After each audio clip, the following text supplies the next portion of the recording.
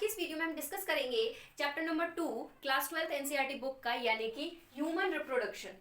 इस वीडियो में आज हम इस चैप्टर के ये 4 टॉपिक डिस्कस करेंगे, यानी कि मेल रिप्रोडक्टिव ऑर्गन जितने भी होते हैं उसके बारे में डिटेल में पढ़ेंगे, उनके फंक्शंस के बारे में जानेंगे। दूसरा, फॉर्मेशन ऑफ मेल गैमेट यानी कि जो स्पर्म होता है वो उसका फॉर्मेशन कैसे होता है। उसके बाद हम डिस्कस करेंगे फीमेल रिप्रोडक्टिव ऑर्गन, यानी कि ह्यूमन फीमेल में जितने भी रिप्रोडक्टिव ऑर्गन्स होते हैं उनको हम डिटेल में जानेंगे। उसके बाद फॉर्मेशन ऑफ फीमेल गैमेट यानी कि ओवा का फॉर्मेशन कैसे होता है, इसको हम डिटेल में जानेंगे।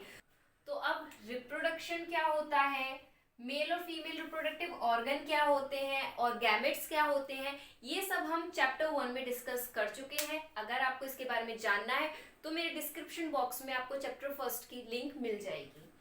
सबसे पहले हम बात करते हैं मेल रिप्रोडक्टिव ऑर्गन के बारे में। तो मेल रिप्रोडक्टिव ऑर्गन होता क्या है, वो ऑर्गन मेल ह्यूमन का जो पार्टिसिपेट करते हैं सेक्स हार्मोन बनाने में और मेल गैमेट यानी कि स्पर्म के फॉर्मेशन में जो इन्वॉल्व होते हैं, उन ऑर्गन्स को हम बोलते हैं मेल रिप्रोडक्टिव ऑर्गन। अब कौन कौन से होते हैं, तो ये टेस्टिस पेयर में प्रेजेंट होता है, एक पेयर होता है। दूसरा, एसेसरी डक्ट, एसेसरी ग्लैंड्स में जैसे कि पहला है seminal vesicle, second one is prostate gland, and third one is bulbourethral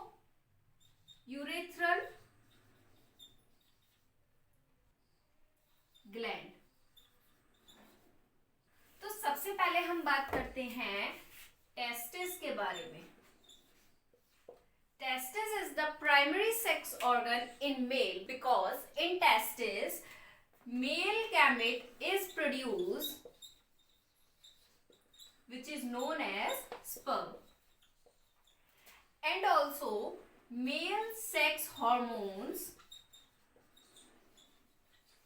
also produce in testis। अब ये मेल सेक्स हार्मोन होते क्या है, इनके बारे में हम आगे डिटेल में पढ़ेंगे। तो अब टेस्टिस कहाँ होता है, मेल के एब्डोमिनल कैविटी के बाहर होता है, एक पाउच के अंदर, जिसे हम बोलते हैं स्क्रोटम। अब स्क्रोटम का क्या फंक्शन होता है, तो स्क्रोटम टेस्टिस को एक टेम्परेचर प्रोवाइड कराता है जिसमें स्पर्म का फॉर्मेशन हो सके, यानी कि स्पर्मियोजेनेसिस प्रोसेस हो सके। क्योंकि स्पर्म फॉर्मेशन होने के लिए जो बॉडी का टेम्परेचर होता है उससे 2 से 2.5 डिग्री सेल्सियस टेम्परेचर कम होना चाहिए, तो वो टेम्परेचर स्क्रोटम प्रोवाइड कराता है। अगर स्क्रोटम के अंदर टेस्टिस का अच्छे से डेवलपमेंट नहीं होता तो उस कंडीशन को हम बोलते हैं क्रिप्टोडिज्म। अगर हम सेमिफिरस ट्यूब्यूल को जूम इन करके देखेंगे तो ये 2 तरह की सेल से मिलकर बना हुआ होता है। First one is known as male germ cell and the second one is known as Sertoli cell। अब इन दोनों का क्या फंक्शन होता है, जो मेल जर्म सेल होती है उसमें होता है मियोटिक डिवीजन, जिसकी वजह से स्पर्म यानी कि मेल गैमेट का फॉर्मेशन होता है by the process of spermiogenesis, यानी कि मेल जर्म सेल में ही डिवीजन होके स्पर्म का फॉर्मेशन होता है। और जब ये स्पर्म का फॉर्मेशन हो जाता है तो इसको न्यूट्रिशन नरिशमेंट चाहिए होती है, तो ये गैमेट सर्टोली सेल पे एम्बेडेड हो जाते हैं अपने न्यूट्रिशन के लिए। तो सर्टोली सेल न्यूट्रिशन प्रोवाइड कराता है। उसके बाद सर्टोली सेल के अंदर ये कब तक रहते हैं, जब तक ये कंप्लीटली मैच्योर ना हो जाए। तो अब हम आते हैं एपिडिडाइमिस। तो एपिडिडाइमिस फोल्डेड रीजन होता है, जैसे कि आपको डायग्राम में भी दिख रहा है। ये जो रीजन होता है ये 3 पार्ट से मिलकर बना हुआ होता है। First one is head, second one is body and third one is tail. तो अगर आप इससे याद करोगे, head, body and third one is tail. तो head is known as caput, body is known as corpus and the tail is known as cauda, C-A-U-D-A. Caput, corpus and cauda, ये होता है एपिडिडाइमिस के रीजन. तो अब हम बात करते हैं एसेसरी ग्लैंड्स के बारे में. तो एसेसरी ग्लैंड्स क्या होते हैं? वो होते हैं जो मेल गैमेट तो सीक्रेट नहीं करते लेकिन उनके नरिशमेंट मेंटेनेंस में हेल्प करते हैं. जैसे कि मेल रिप्रोडक्टिव ऑर्गन में 3 तरह के ग्लैंड प्रेजेंट होते हैं. First one is prostate gland, second one is seminal vesicle and the third one is bulbourethral gland. तो अगर हम बात करें प्रोस्टेट ग्लैंड की, तो प्रोस्टेट ग्लैंड क्या करता है? जो सीमन का एल्कलाइन नेचर होता है वो प्रोस्टेट ग्लैंड प्रोवाइड कराता है. अब हम बात करें अगर सेमिनल वेसिकल की, तो सेमिनल वेसिकल क्या करता है? ये एक फ्लूइड सीक्रेट करता है जिसमें सिट्रिक एसिड और फ्रुक्टोज प्रेजेंट होता है. And male gamete is the only cell which depend on fructose, जो किससे मिलता है? सेमिनल वेसिकल से मिलता है. तो ये एक फ्लो चार्ट है जिसमें कि जो मेल गैमेट होता है यानी कि स्पर्म, वो कैसे कैसे ट्रांसफर होता है मेल रिप्रोडक्टिव ऑर्गन में, ये देखेंगे. तो सबसे पहले सेमनिफेरस ट्यूब्यूल में बनता है. जैसे कि हमने देखा था सेमनिफेरस ट्यूब्यूल में मेल जर्म सेल प्रेजेंट होता है जो कि उसमें म्यूटिक डिवीजन होता है जिससे स्पर्म का फॉर्मेशन होता है. फिर स्पर्म का फॉर्मेशन होने के बाद वो सर्टोली सेल में जाता है जिसमें कि उसको नरिशमेंट प्रोवाइड की जाती है. जब वो मैच्योर हो जाता है उसके बाद वो रेड टेस्टिस के थ्रू वासा एफ्रेंशिया में जाता है. उसके बाद एपिडिडाइमिस में टेम्परेली स्टोर होता है कुछ टाइम के लिए. वास डेफरेंस के थ्रू वो इजैकुलेटरी डक्ट में ट्रांसफर कर दिया जाता है, फिर यूरेथ्रा में, फिर यूरेथ्रल मीटस से बाहर एक्सक्रीट आउट कर दिया जाता है. यूरेथ्रल मीटस जो होता है कॉमन ओपनिंग होता है मेल में यूरिन को एक्सक्रीट आउट करने के लिए बॉडी से और मेल गैमेट यानी कि स्पर्म को एक्सक्रीट आउट करने के लिए. तो ये पूरा पार्ट है मेल गैमेट का. तो अब तक हमने जितने भी मेल रिप्रोडक्टिव ऑर्गन पढ़े उनकी एक छोटी सी समरी है यहाँ पर जिससे आपको जल्दी से रिवाइज भी हो जाएगा. जैसे कि पहला है टेस्टिस. तो टेस्टिस स्पर्म प्रोड्यूस करता है स्पर्मेटोजेनेसिस प्रोसेस के थ्रू और सेक्स हार्मोन भी सीक्रिएट करता है. दूसरा है एपिडिडाइमिस. तो एपिडिडाइमिस स्पर्म मैच्योर जो होता है वो एपिडिडाइमिस के अंदर होता है और टेम्परेली स्टोर भी करता है. अब अगला है वासा डिफरेंशिया. वासा डिफरेंशिया कंडक्ट और स्टोर करता है स्पर्म को. वासा डिफरेंशिया ट्यूब लाइक स्ट्रक्चर होता है जैसे कि अब आपको डायग्राम में दिख रहा होगा. Next one is seminal vesicle. तो सेमिनल वेसिकल क्या करता है? प्रोवाइड कराता है न्यूट्रिएंट और स्पर्म की फ्लूइडिटी को भी मेंटेन रखता है. न्यूट्रिएंट से क्या मतलब? जैसे कि फ्रुक्टोज, सिट्रिक एसिड, ये सेमिनल वेसिकल प्रोवाइड कराता है. ये एमसीक्यू में पूछे जाते हैं, कॉम्पिटिटिव एग्जाम्स में भी पूछे जाते हैं. और एक और चीज पूछी जाती है कि सेमिनल वेसिकल का जो पीएच होता है वो कितना होता है. तो सेमिनल वेसिकल का जो पीएच होता है वो होता है 7.4. Next one is prostate gland. Prostate gland क्या करता है? 25% सीमन को फ्लूइड प्रोवाइड कराता है और ये भी एल्कलाइन नेचर प्रोवाइड कराता है सीमन को. एक और मेन पॉइंट इसमें याद रखने वाली है कि जो प्रोस्टेट ग्लैंड होता है वो जैसे कि कैल्शियम, सिट्रेट, फॉस्फेट ये सब प्रोवाइड कराता है स्पर्म को. अब अगर हम बात करें यूरेथ्रा की तो it also conduct sperm. Last one is bulbourethral gland. इसको हम काउपर ग्लैंड भी बोलते हैं. अब इसका क्या फंक्शन होता है? It contribute viscous fluid to the semen, यानी कि सीमन को विस्कोसिटी जो होती है वो बल्बोयूरेथ्रल ग्लैंड की वजह से प्रोवाइड कराई जाती है. तो हमने मेल रिप्रोडक्टिव ऑर्गन के बारे में अच्छे से तो जान लिया है और मेल गैमेट कैसे कैसे ट्रांसफर होता है ये भी हमने उसका पाथ देख चुके हैं. लेकिन अब मेल गैमेट यानी कि जो स्पर्म होता है वो कैसे बनता है ये देखेंगे. तो सबसे पहले वर्ड आता है स्पर्मेटोजेनेसिस. बहुत सारे टर्म्स हैं जो एक जैसे ही प्रोनाउंस होते हैं, जैसे स्पर्मेटोजेनेसिस, स्पर्मेटोसाइटोजेनेसिस, स्पर्मियोजेनेसिस, स्पर्मेटिड्स।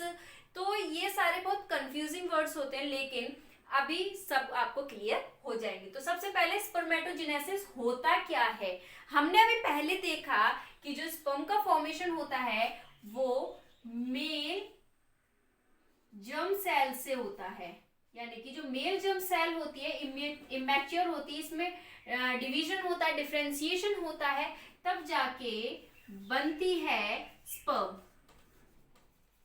ठीक, तो मेल जर्म सेल से स्पर्म का जो फॉर्मेशन होता है, इस प्रोसेस को हम बोलते हैं स्पर्मेटोजेनेसिस।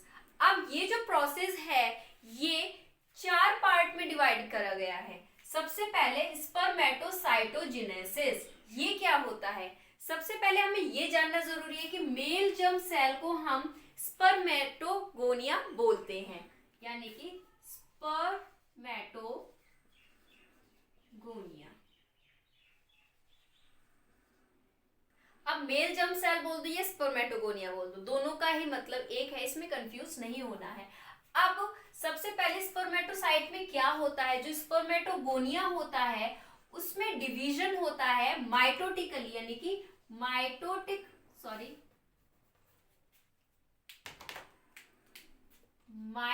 डिवीजन होगा, जिससे क्या होगा, जो स्पर्मेटोगोनिया होता है इसके नंबर इंक्रीज हो जाएंगे और बनाएंगे प्राइमरी स्पर्मेटोसाइट्स। ठीक, अब जो नंबर ऑफ क्रोमोसोम्स होते हैं वो बहुत इंपॉर्टेंट है कि किस में कितने नंबर ऑफ क्रोमोसोम होते हैं, यानी कि ये हैप्लॉइड होते हैं या फिर डिप्लॉइड होते हैं। तो स्पर्मेटोगोनिया में जो नंबर ऑफ क्रोमोसोम होगा वो 2n होगा, 2n यानी कि 46 क्रोमोसोम्स प्रेजेंट होते हैं। ठीक, अब क्योंकि माइटोटिक डिवीजन है, माइटोसिस में जो नंबर ऑफ क्रोमोसोम है वो एज इट इज उतने ही रहते हैं, वो कम नहीं होते हैं। तो प्राइमरी स्पर्मेटोसाइट में भी कितने होंगे, 2n होगा, यानी कि 46 क्रोमोसोम होंगे। अब उसके बाद ये स्पर्मेटोगोनिया से जो प्राइमरी स्पर्मेटोसाइट बना है, ये जो फेज होता है ये होता है स्पर्मेटोसाइटोजेनेसिस के अंदर। अब क्या होगा, मियोसिस फर्स्ट, यानी कि इस फेज में क्या होगा, जो प्राइमरी स्पर्मेटोसाइट होता है इसमें मियोसिस डिवीजन होगा, फर्स्ट मियोसिस डिवीजन होगा, यानी कि मियोसिस फर्स्ट। तो जिससे क्या होगा, सेकेंडरी स्पर्मेटोसाइट का फॉर्मेशन होगा, सेकेंडरी स्पर्मेटोसाइट्स बनेंगी। ठीक, अब क्योंकि अच्छे से पता है कि जो मियोसिस का डिवीजन होता है उसमें क्या होता है, नंबर ऑफ क्रोमोसोम्स हाफ हो जाते हैं, यानी कि जो 2n थे अब कितने हो जाएंगे, n हो जाएंगे, यानी कि जो क्रोमोसोम है वो 46 का हाफ 23 हो जाएंगे। ठीक, अब उसके बाद सेकेंडरी स्पर्मेटोसाइट किस में बन जाता है, मियोसिस फर्स्ट में बन जाता है। अब उसके बाद थर्ड फेज में आएंगे, यानी कि मियोसिस सेकेंड में। मियोसिस सेकेंड में क्या होता है, यानी कि मियोसिस डिवीजन होगी दूसरी बार, तो इसीलिए हम बोलते हैं इसको मियोसिस सेकेंड। तो मियोसिस सेकेंड होने के बाद स्पर्मेटिड का फॉर्मेशन होगा, तो इसमें भी जो नंबर ऑफ क्रोमोसोम होंगे वो n होगा, यानी कि 23, जिसमें कि 22 ऑटोसोम्स होते हैं और एक सेक्स क्रोमोसोम होता है। ठीक, उसके बाद स्पर्मेटिड बनने के बाद ये इतना फेज किस में हुआ, मियोसिस सेकेंड में हुआ। तो अब मियोसिस सेकेंड में क्या हुआ, सेकेंडरी स्पर्मेटोसाइट से स्पर्मेटिड बने, जो कि haploid number of chromosome contain करता है। उसके बाद क्या होगा, ये जो स्पर्मेटिड होता है ये नॉन मोटाइल होता है, नॉन मोटाइल होता है, लेकिन इसमें सेल ऑर्गेनल्स प्रेजेंट होते हैं, जैसे कि माइटोकॉन्ड्रिया है, सेंट्रियोल्स है, न्यूक्लियस है, ये सब इसमें होते हैं। तो अब स्पर्मेटिड से क्या बनेगा, स्पर्म बनेगा, यानी कि स्पर्मेटिड से स्पर्म जो बनता है उसमें डिवीजन नहीं होता, उसमें होता है डिफरेंशिएशन होता है। तो डिफरेंशिएशन प्रोसेस के थ्रू स्पर्मेटिड से स्पर्म का बनना इज नोन एज स्पर्मियोजेनेसिस। तो इस केस में क्या होगा कि जो स्पर्मेटिड होता है उसमें हेड बन जाता है, अच्छे से मिडिल पार्ट बन जाता है, उसकी टेल बन जाती है। मिडिल पार्ट में माइटोकॉन्ड्रिया आ जाते हैं। गोल्जी कॉम्प्लेक्स जो होता है एक्रोसोम यानी कि जो हेड होता है स्पर्म का उस पे कवरिंग होती है एक्रोसोम की, वो बनाने में हेल्प करता है। न्यूक्लियस मिडल में होता है, माइटोकॉन्ड्रिया बॉडी पार्ट में होता है और ये जो इसकी टेल होती है ये बन जाती है जो कि मोटाइल, अब यानी कि जो स्पर्मेटिड नॉन मोटाइल था अब स्पर्म बनने के बाद ये मोटाइल हो जाएगा। अगर हम स्पर्म का स्ट्रक्चर देखें माइक्रोस्कोप के अंदर तो हमें कुछ इस टाइप का दिखेगा, यानी कि हेड होगा, मिडिल पार्ट होगा और उसकी टेल होगी। हेड में क्या क्या होता है, एक्रोसोम यानी कि कैप लाइक स्ट्रक्चर होता है। उसके बाद प्लाज्मा मेम्ब्रेन से कवरिंग होती है इसकी पूरी। Nucleus containing chromosomal material present होता है हेड के सेंटर में। उसके बाद नेक से कनेक्ट होता है मिडिल पीस और हेड। माइटोकॉन्ड्रिया जो प्रेजेंट होता है वो मिडिल पीस में प्रेजेंट होता है। तो माइटोकॉन्ड्रिया का जैसे हमें पता है power house of the cell बोलते हैं, इसीलिए क्योंकि ये स्पर्म को मोटिलिटी प्रोवाइड कराता है। उसके बाद जो लास्ट का जो पार्ट है इसको हम बोलते हैं टेल, जिसकी वजह से जो स्पर्म होता है वो मूव कर पाता है। जैसे कि हम जानते हैं स्पर्मेटोजेनेसिस प्रोसेस जो होती है वो प्यूबर्टी एज में शुरू हो जाती है। तो प्यूबर्टी एज में जितनी भी चेंजेस आते हैं वो हार्मोन्स की वजह से होते हैं, यानी कि हार्मोन सीक्रेट होते हैं। तो अब ये हार्मोन रेगुलेशन स्पर्मेटोजेनेसिस के दौरान होते कैसे हैं, तो हाइपोथैलेमस ग्लैंड जो होता है, जो कि मेन ग्लैंड है, जिसमें से जीएनआरएच हार्मोन यानी कि गोनेडोट्रोफिन हार्मोन रिलीज होता है, जो कि एक्ट करता है एंटीरियर पिट्यूटरी ग्लैंड पे। अब एंटीरियर पिट्यूटरी ग्लैंड जो होगा वो दो तरह के हार्मोन रिलीज करेगा। First one is FSH and second one is LH. तो एफएसएच हार्मोन सर्टोली सेल के पास जाएगा और जिसकी वजह से स्पर्मेटोजेनेसिस प्रोसेस शुरू हो जाती है। अब उसके बाद जो एलएच हार्मोन होता है, एलएच हार्मोन वर्क करता है लेटिंग सेल, जिन्हें हम इंटरस्टिशियल सेल भी बोलते हैं, जिसकी वजह से टेस्टोस्टेरोन हार्मोन रिलीज होगा और ये भी स्पर्मेटोजेनेसिस प्रोसेस में हेल्प करता है। अब सर्टोली सेल से जो इनहिबिन रिलीज हुआ है ये ब्लड में सीक्रेट होगा। कब होगा, जब स्पर्मेटोजेनेसिस के दौरान जो स्पर्म का जो काउंट है वो हाई हो जाएगा, यानी कि जो नंबर ऑफ स्पर्म है वो काफी ज्यादा हो जाएंगे और जरूरत नहीं होगी।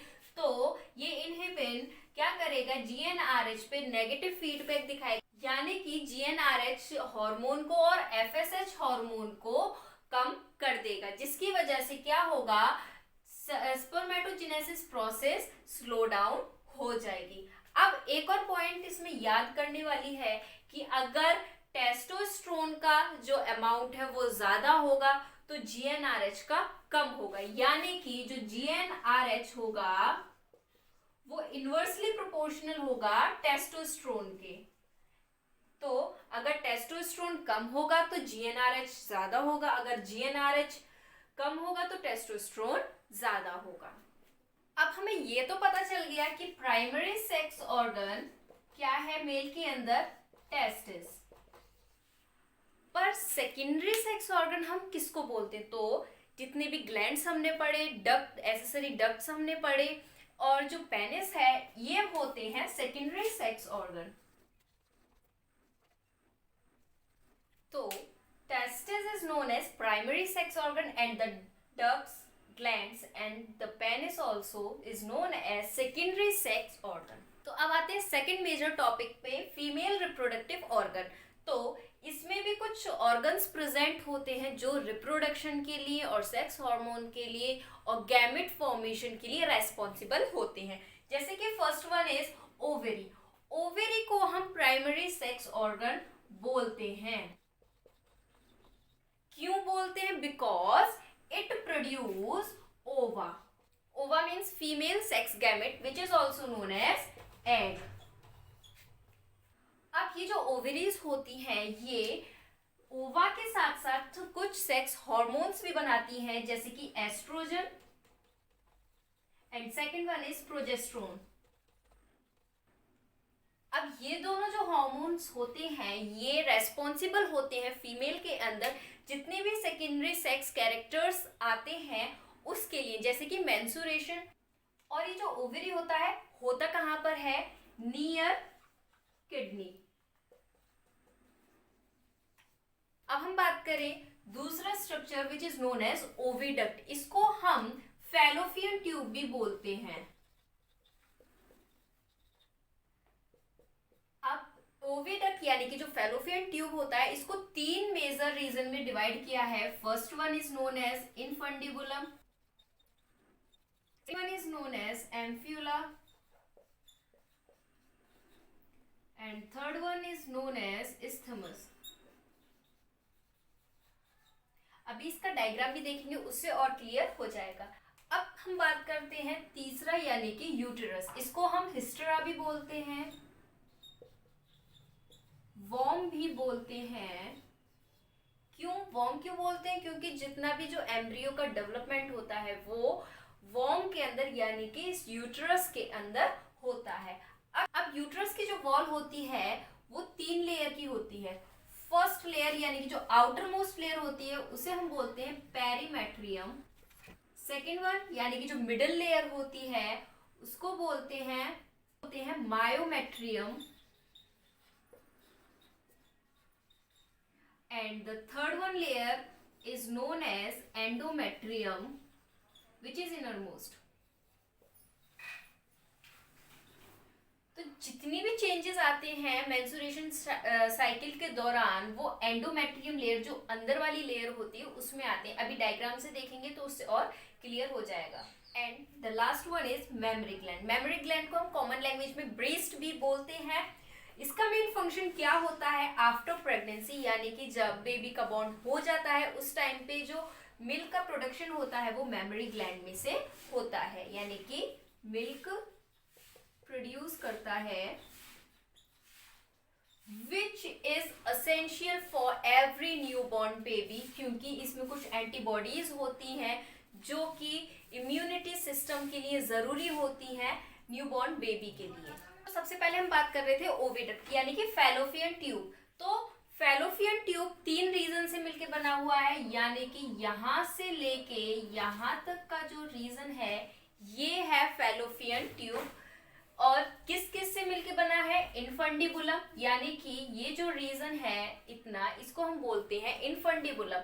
इनफंडिबुलम बिल्कुल सबसे पास में होता है ओवरी के, और फिंगर लाइक प्रोजेक्शन जो होती है इसको हम बोलते हैं फिम्ब्री, यानी कि फिंगर लाइक प्रोजेक्शन को हम बोलते हैं फिम्ब्री। और क्लोजेस्ट पार्ट जो होता है ओविडक्ट का वो होता है इनफंडिबुलम, जिसका काम क्या होता है? आफ्टर ओव्यूलेशन ओवा को कंडक्ट यानी कि कैरी करता है।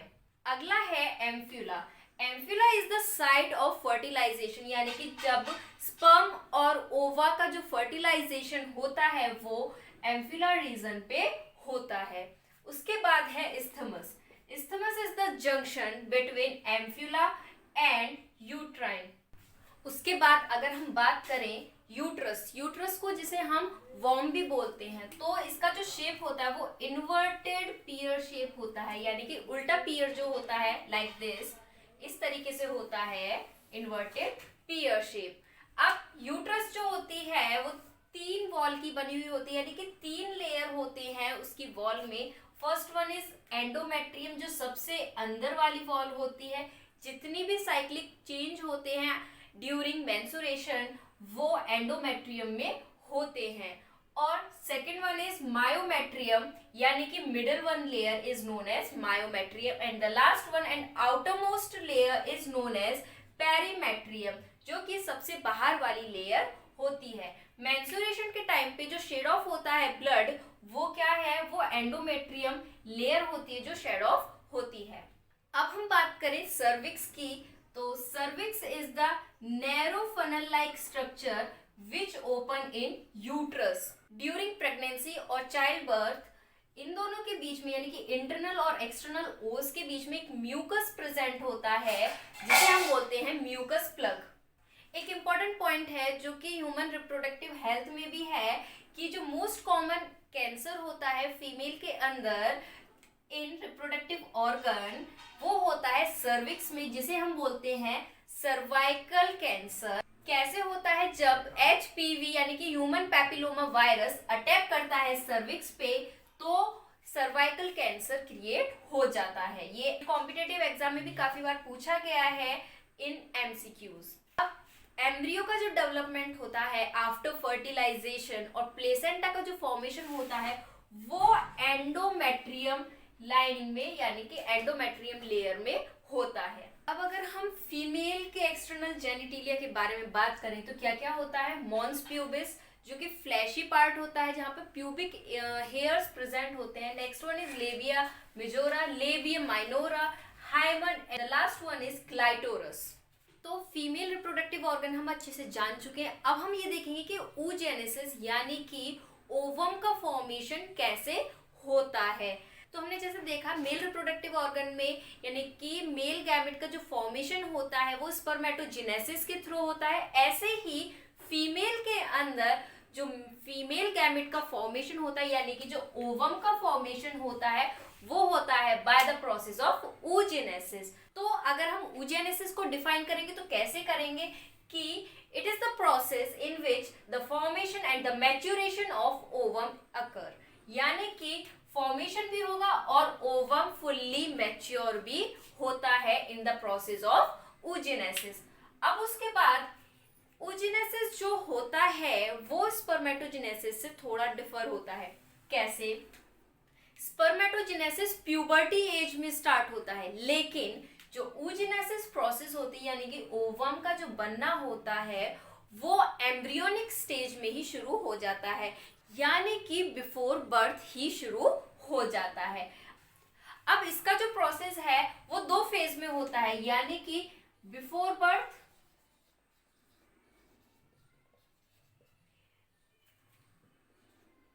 मतलब एम्ब्रियोनिक स्टेज में, उसके बाद आफ्टर बर्थ, आफ्टर बर्थ यानी कि प्यूबर्टी एज में। तो जो oogenesis होता है वो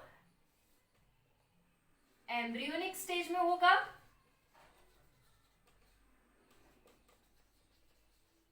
और प्यूबर्टी स्टेज में होगा उसके बाद।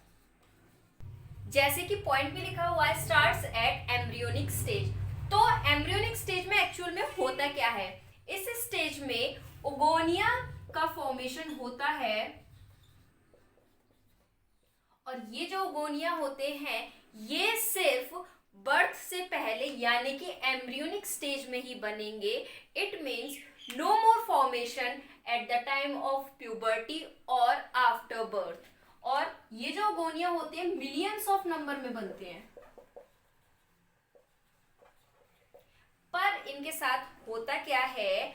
ओगोनिया का जब डिवीजन होता है, डिवीजन होने के बाद ये अरेस्ट हो जाते हैं, अरेस्ट हो जाते हैं at prophase first. Cell division का जो प्रोफेज फर्स्ट स्टेज होता है उस टाइम पे ओगोनिया का बनना बंद हो जाता है, यानी कि अरेस्ट हो जाते हैं at the stage of prophase first. और ये फिर से रीस्टार्ट होते हैं eight the time of puberty, यानी कि ओगोनिया प्रोफेज फर्स्ट में अरेस्टेड होने के बाद ये फिर से रीस्टार्ट होंगे, यानी कि oogenesis प्रोसेस जो होगी वो दोबारा से शुरू होगी eight the time of puberty as. और ऐसा क्यों होता है? क्योंकि प्यूबर्टी एज में क्या होता है? हार्मोन सीक्रेट होते हैं जैसे कि FSH, जो कि इसकी वजह से जो ओगोनिया होता है वो स्टिमुलेट होता है आगे फर्दर डिवीजन के लिए। लेकिन ये जो मिलियंस में सेल बने हैं ओगोनिया के ये इतने ही नहीं रहते हैं।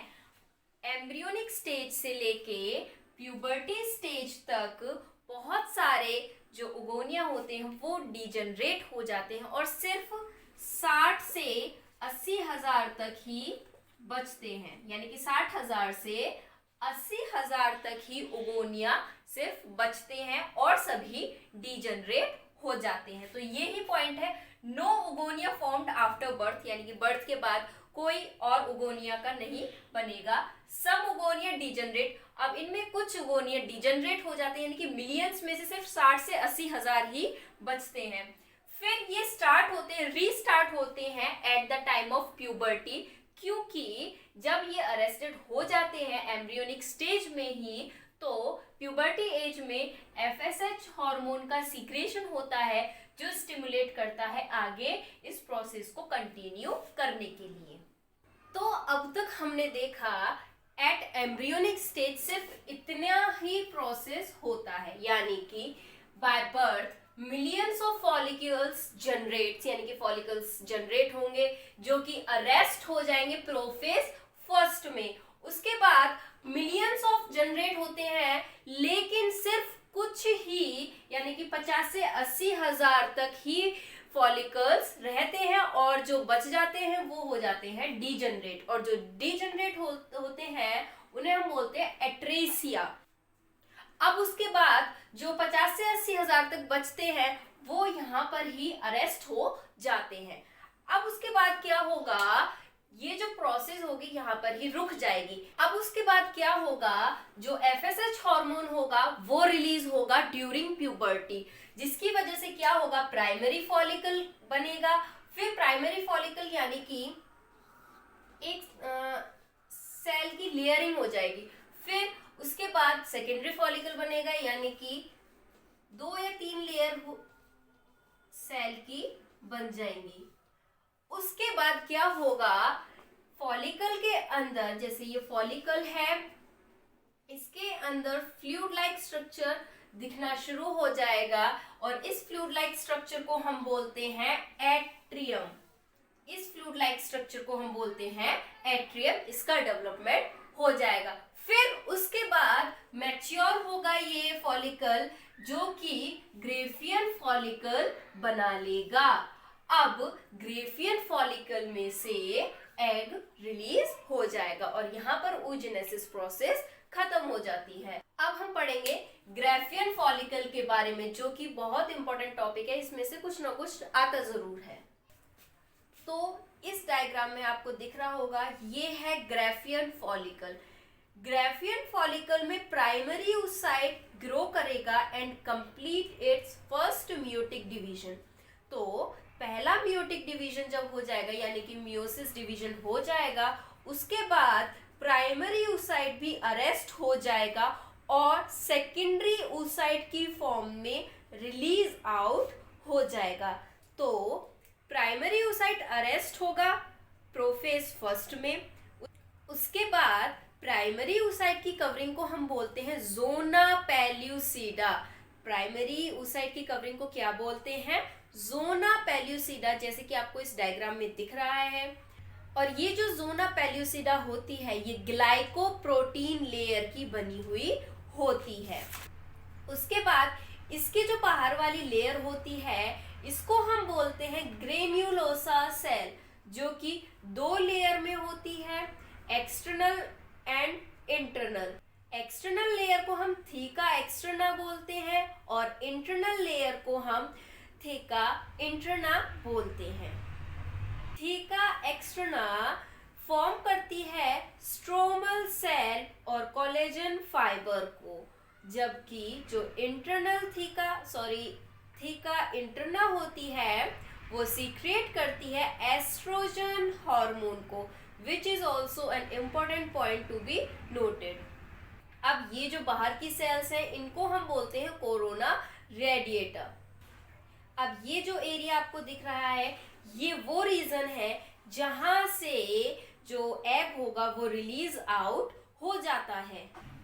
अब क्या होगा, LH के प्रेजेंस में जो फॉलिकल होते हैं, यानी कि ग्रेफियन फॉलिकल जो होते हैं, वो रैप्चर हो जाएंगे और उसमें से सेकेंडरी oocyte और कुछ पोलर बॉडीज भी रिलीज आउट हो जाती है, जैसे कि आपको इस डायग्राम में भी दिख रहा होगा, जो कि NCERT पेज नंबर 49 पे है। काफी इंपॉर्टेंट डायग्राम है ये, इसमें कि उगोनिया, माइटोसिस डिफरेंशिएशन होगा और प्राइमरी oocyte बनाएंगे एंड देन प्राइमरी oocyte जो होगा वो फर्स्ट मियोटिक डिवीजन से सेकेंडरी oocyte का फॉर्मेशन करेंगे और पोलर बॉडी भी बनती है। तो जो फर्स्ट पोलर बॉडी बनती है वो कब बनती है? सेकेंडरी oocyte के दौरान बनती है और उसके बाद सेकेंडरी oocyte से ओवम और सेकेंड पोलर बॉडी का फॉर्मेशन हो जाता है। तो अब हम कुछ क्वेश्चंस देख लेते हैं जो कि स्पर्मेटोजेनेसिस और oogenesis से रिलेटेड होंगे। पहला क्वेश्चन है what accounts for the large difference in the size of sperm and egg, यानी कि स्पर्म और एग का जो फॉर्मेशन होता है उनके साइज में क्या डिफरेंस है। तो क्या मतलब है इसका कि स्पर्मेटोजेनेसिस के दौरान क्या होता है, जो स्पर्म का डिवीजन होता है वो कैसे होता है? सर्टोली सेल के दौरान होता है। तो जो डिफरेंस होता है स्पर्म और एग के साइज में वो क्यों होता है? क्योंकि दोनों के जो प्रोसेस हैं वो बिल्कुल अलग है। जैसे कि स्पर्मेटोजेनेसिस में क्या होता है, साइटोप्लाज्म का इक्वल डिवीजन होता है मियोसिस फर्स्ट और मियोसिस सेकेंड डिवीजन में, जिसकी वजह से जो स्पर्म सेल बनती हैं उनमें साइटोप्लाज्म इक्वल अमाउंट में होता है। लेकिन oogenesis में क्या होता है, अनइक्वल डिवीजन होता है साइटोप्लाज्म का मियोसिस फर्स्ट में एंड देन मियोसिस सेकेंड में भी, जिसकी वजह से जो पोलर बॉडीज होती हैं वो काफी छोटी बनती हैं और जो एग होता है उनका फॉर्मेशन काफी बड़ा होता है in comparison to sperm cell. Second question ये है कि does the first polar body born out of the first meiotic division divide further और डीजनरेट, यानी कि जो पोलर बॉडी का फॉर्मेशन होता है मियोटिक डिवीजन में वो डीजनरेट होती है या आगे भी डिवाइड हो सकती है। तो इसका आंसर क्या होगा, ह्यूमन बीइंग और काफी सारे ऐसे वर्टिब्रेट्स हैं जिसमें जो फर्स्ट पोलर बॉडी फॉर्म होती है वो मियोसिस सेकेंड तक नहीं जा पाती है और वो डीजनरेट हो जाती है। जबकि कुछ स्पीशीज ऐसे भी हैं जिसमें first polar body undergoes meiosis second. एक और क्वेश्चन है जो कि इम्पोर्टेंट भी है कि why is unequal division of cytoplasm seen in meiotic division, कि मियोटिक डिवीजन में जो साइटोप्लाज्म होता है उसका अनइक्वल डिवीजन क्यों होता है। एक और क्वेश्चन है oogenesis से रिलेटेड कि why is unequal division of cytoplasm seen in meiotic division, कि मियोटिक डिवीजन में जो साइटोप्लाज्म का डिवीजन होता है वो अनइक्वल क्यों होता है। सो इसका आंसर क्या होगा, due to the unequal division of cytoplasm the mature egg और ovum retain most of the cytoplasm which provide nutrients for the ovum during the early stage of development।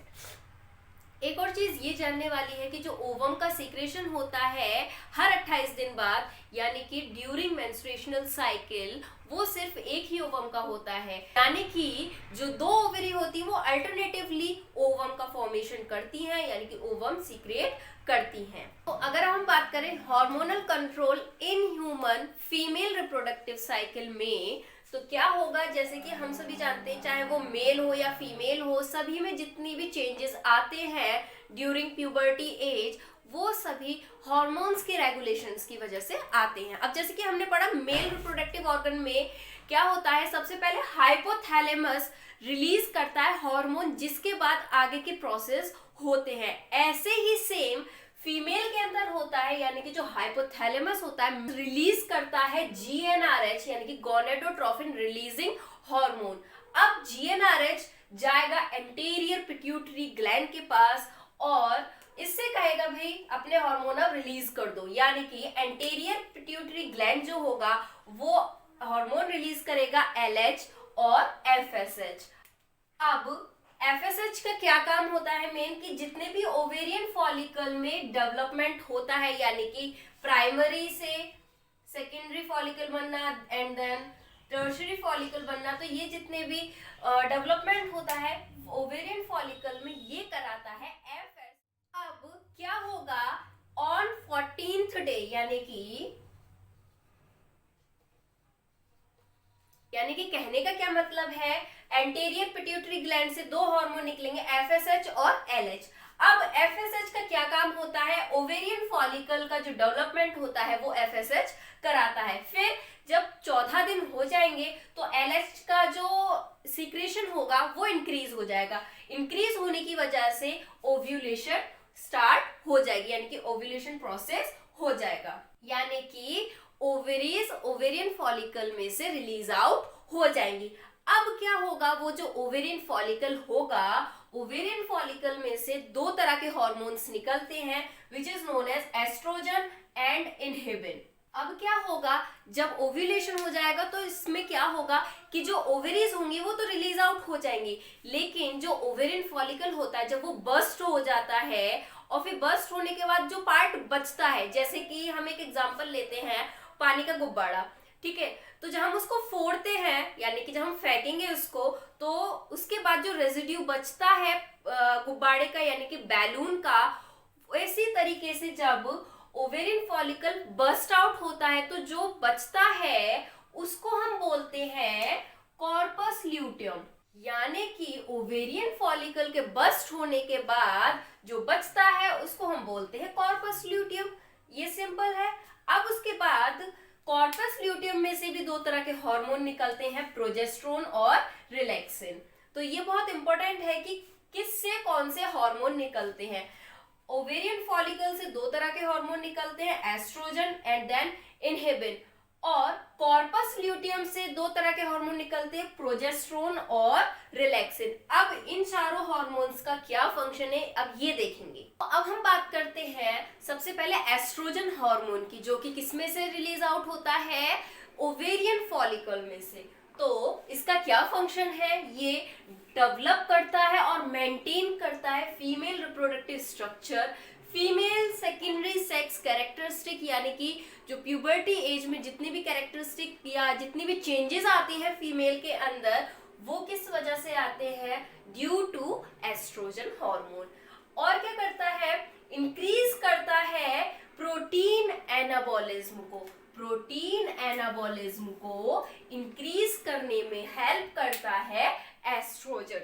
इसके बाद moderate inhibit release of GnRH, FSH and LH. जैसे कि हमने देखा था mail hormonal regulation में कि टेस्टोस्टेरोन बढ़ेगा तो जीएनआरएच कम होगा, जीएनआरएच बढ़ेगा तो टेस्टोस्टेरोन कम होगा, यानी कि both are inversely proportional to each other. ऐसे ही सेम इसमें है, अगर एस्ट्रोजन बढ़ेगा तो जो जीएनआरएच है उसका लेवल कम हो जाएगा। अब क्योंकि जीएनआरएच कम हो जाएगा तो एफएसएच और एलएच का जो स्टिमुलेशन है, सीक्रेशन है, वो भी ऑटोमेटिकली कम हो जाएगा। तो ये है एस्ट्रोजन हार्मोन का फंक्शन। अब दूसरे हार्मोन की बात करते हैं, यानी कि प्रोजेस्टेरोन हार्मोन, जो कि कॉर्पस ल्यूटियम से सीक्रेट आउट होता है। अब इसका क्या फंक्शन है, तो ये एस्ट्रोजन हार्मोन के साथ मिलके एंडोमेट्रियम को प्रिपेयर कराता है for implantation. Implantation is very important topic जो हम आगे पढ़ेंगे इस पूरे प्रोसेस के बारे में, इम्प्लांटेशन कैसे होता है। उसके बाद it prepare mammary gland to secrete milk, यानी कि आफ्टर बर्थ ऑफ चाइल्ड जो मिल्क प्रोवाइड किया जाता है मदर के थ्रू, तो वो मिल्क को सीक्रिएट कराने में कौन हेल्प करता है, प्रोजेस्टेरोन हार्मोन हेल्प करता है। अब उसके बाद it also inhibit the release of GnRH and LH hormone. Now here is the function of inhibin and relaxin. तो इनहिबिन का क्या काम होता है, एलएच और एफएसएच को इनहिबिट करना is the main function of inhibin. Now relaxin, relaxin क्या करता है, चाइल्ड बर्थ के टाइम पे जितनी भी प्रिपरेशन होती है उसमें हेल्प करता है, जैसे कि relaxes the ligament in pelvis, यानी कि पेल्विस की जितनी भी लिगामेंट्स होती हैं उनको रिलैक्स करने में हेल्प कराता है, और ड्यूरिंग चाइल्ड बर्थ सर्विक्स को सॉफ्टन कराने में हेल्प करता है ताकि जो चाइल्ड का बर्थ है वो इजीली हो जाए।